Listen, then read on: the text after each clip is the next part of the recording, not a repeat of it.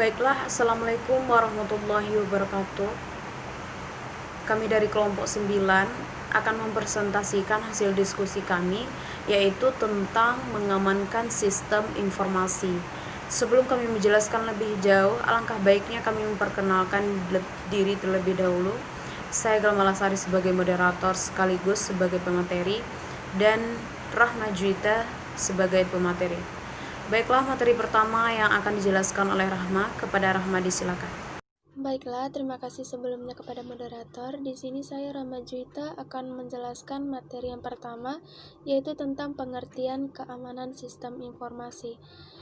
Keamanan sistem informasi ini dapat kita artikan sebagai kebijakan, prosedur, dan pengukuran teknis yang digunakan untuk mencegah akses yang tidak sah, perubahan program, pencurian, maupun kerusakan fisik terhadap sistem informasi. Menurut Simon, keamanan informasi ini adalah bagaimana kita dapat mencegah penipuan atau cheating, atau paling tidak dapat mendeteksi adanya penipuan di sebuah sistem yang berbasis informasi tersebut.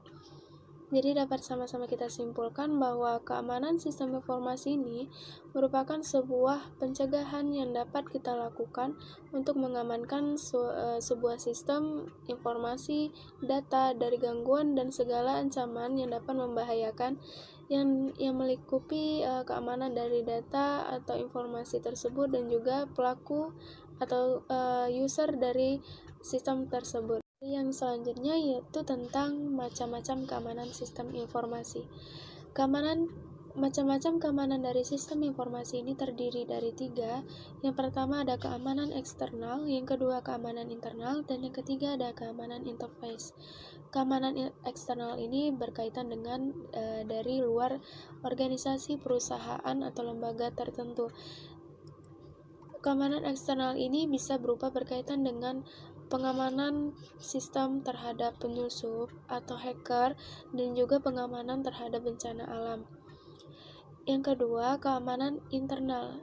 Keamanan internal ini berkaitan dengan yang ada di dalam suatu organisasi, perusahaan, atau lembaga tersebut, yakni berkaitan dengan pengamanan terhadap suatu perangkat keras dan sistem operasi untuk menjaga integritas program dan data maupun informasi yang dihasilkan dari sistem tersebut. Macam-macam keamanan sistem informasi yang terakhir yaitu keamanan interface. Ini berkaitan dengan pengguna atau user, yang mana berkaitan terhadap identifikasi pemakai atau user tersebut sebelum mengakses program dan data dari sistem informasi tersebut. Lanjut ke materi selanjutnya, yaitu tentang aspek-aspek keamanan sistem informasi. Aspek-aspek yang termasuk ke dalam keamanan sistem informasi ini terdiri dari 5 aspek. Yang pertama yaitu aspek privasi, yaitu aspek yang bersifat rahasia maupun privat. Intinya dalam aspek ini berguna untuk mencegah agar informasi yang ada tidak mudah diakses oleh orang yang tidak berhak. Contohnya adalah email atau file-file penting yang lainnya yang tidak boleh dibaca oleh orang lain meskipun administrator tersebut. Yang kedua adalah aspek confidentiality. Ini merupakan data-data yang diberikan data-data yang bersifat pribadi yang diberikan kepada pihak lain dengan tujuan tertentu atau tujuan khusus, tetapi tetap dijaga penyebarannya. Yang ketiga itu adalah aspek integrity. Ini penekanannya adalah sebuah informasi tidak boleh dirubah kecuali oleh pemilik informasi tersebut. Terkadang data yang telah terenskripsi pun tidak terjaga integritasnya karena ada kemungkinan ciptatext dari enskripsi tersebut telah berubah. Yang keempat ada aspek authentication. Ini dapat dilakukan sewaktu user login dengan menggunakan nama user maupun passwordnya.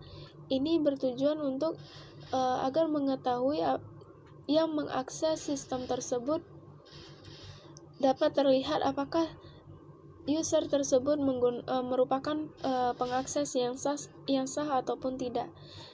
Aspek yang kelima yaitu ada availability, ini merupakan aspek yang berkaitan dengan apakah sebuah data tersebut yang tersedia saat dibutuhkan maupun diperlukan pada waktu tertentu.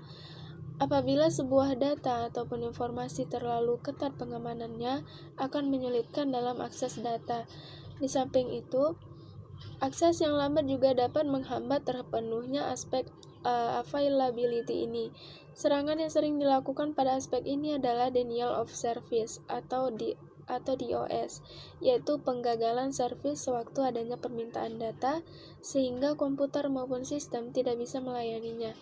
Contoh lain dari denial of service ini adalah mengirimkan request yang berlebihan sehingga dapat menyebabkan komputer maupun sistem tidak bisa lagi menampung beban dan akhirnya sistem tersebut mengalami down.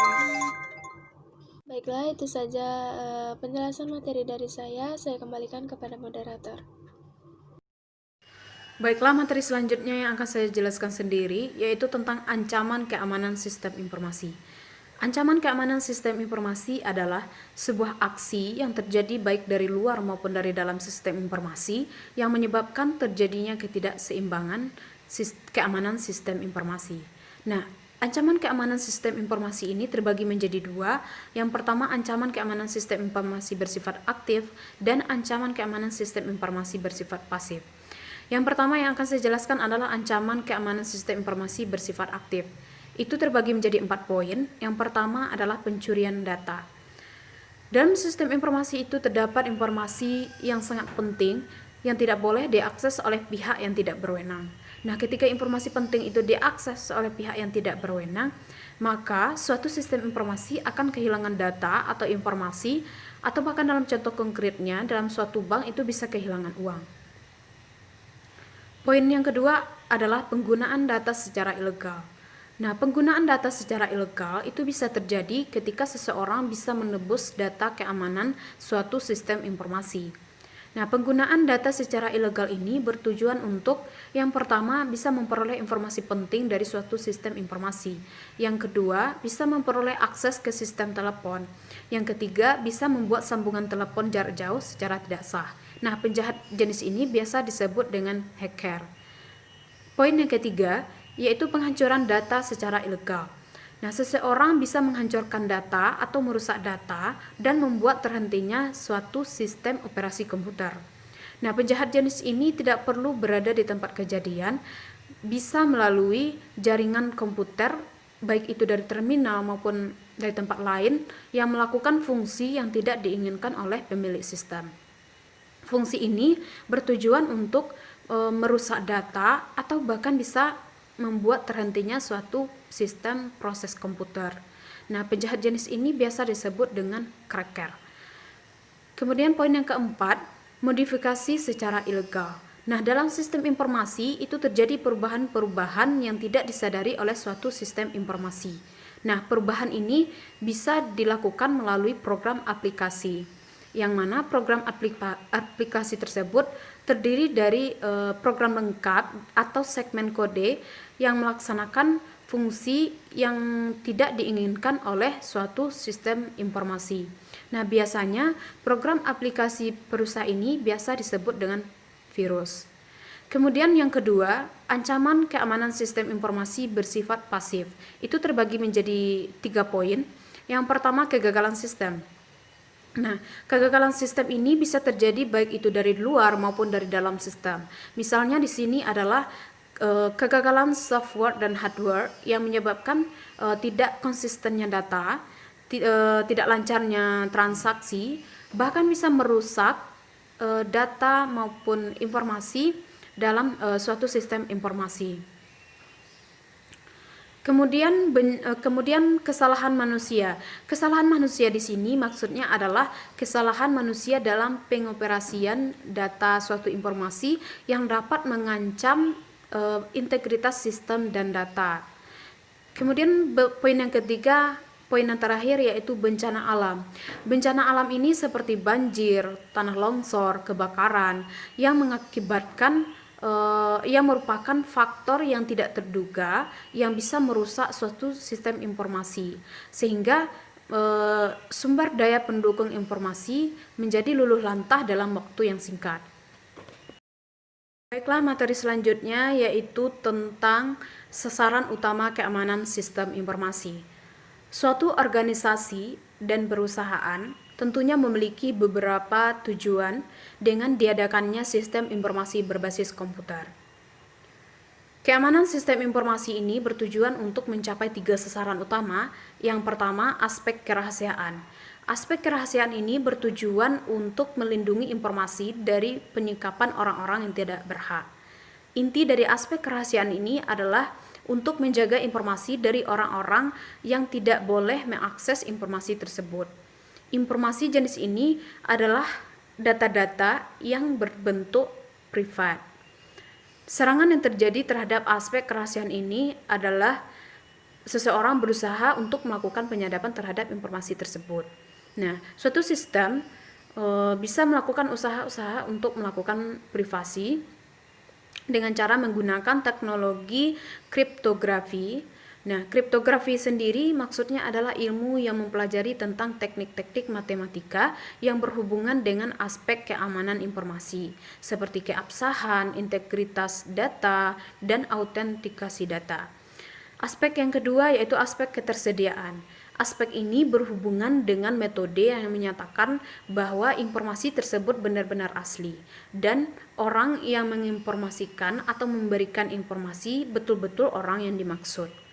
Masalah utama yang terjadi dalam aspek ketersediaan ini adalah membuktikan bahwa dokumen tersebut asli dengan menggunakan teknologi watermarking dan digital signature. Teknologi watermarking ini digunakan untuk menjaga intellectual property dengan menandatangani dokumen atau hasil karya pembuat. Kemudian masalah kedua biasanya yaitu berhubungan dengan akses kontrol, yaitu pembatasan orang-orang yang bisa mengakses informasi tersebut. Dalam hal ini, pengguna harus menunjukkan bahwa dia adalah orang yang berhak atau berhak melakukannya gitu. Kemudian aspek yang terakhir yaitu aspek integritas, yang mana suatu sistem informasi harus menyediakan representasi dari aspek fisik yang dipresentasikan. Baiklah, materi terakhir yaitu tentang cara mengamankan sistem informasi. Di sini ada 3 langkah cara mengamankan data atau informasi pada sebuah sistem. Yang pertama, pengendalian akses. Dalam pengendalian akses itu terdapat 3 langkah. Yang pertama, identifikasi pemakai. Pertama, pemakai mengidentifikasi dirinya dengan sesuatu yang dia ketahui, seperti kata sandi ataupun password. Langkah kedua, pembuktian keaslian. Setelah melakukan identifikasi pemakai, pemakai bisa menggunakan hak akses dengan menggunakan sesuatu yang ia punya, seperti KTP dan lain sebagainya. Langkah yang ketiga, otorisasi pemakai. Setelah melakukan identifikasi pemakai dan pembuktian keaslian, barulah pemakai bisa mengakses data atau informasi pada sebuah sistem informasi. Langkah kedua yaitu memantau adanya serangan pada sistem. Sistem pemantau digunakan untuk mengetahui adanya penyusup yang masuk pada suatu sistem atau untuk mengetahui serangan yang terjadi dari hacker. Sistem ini biasanya disebut dengan IDS. Sistem ini memberitahu melalui email ataupun mekanisme lainnya. Langkah ketiga yaitu penggunaan enkripsi. Salah satu cara untuk meningkatkan keamanan adalah dengan menggunakan teknologi enkripsi data, di mana data-data dirubah sedemikian rupa sehingga tidak mudah diketahui oleh orang lain yang tidak berhak. Nah, enkripsi data ini dikategorikan menjadi 3. Yang pertama, enkripsi rahasia, di mana ada satu kata kunci yang digunakan untuk menenkripsi data dan mendeskripsi data.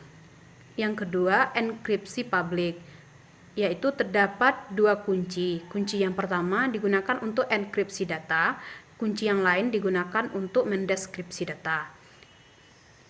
Yang ketiga, fungsi one way, di mana suatu fungsi yang informasinya itu dienkripsi untuk menciptakan signatur dari data asli yang digunakan untuk autentikasi, Sekian materi dari kelompok kami.